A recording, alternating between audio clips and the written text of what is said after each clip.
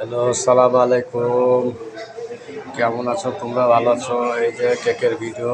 আজকে লাঞ্চে দেওয়া হবে খুব সুন্দর সুধাত কেক, খেতে খুব ভারী মিষ্টি। দেখতে পেয়েছ বন্ধুরা, এটা লাঞ্চে দেওয়া হবে। খুব সুন্দর কেক, খুব সুস্বাদু, খেতে খুব ভালো লাগবে।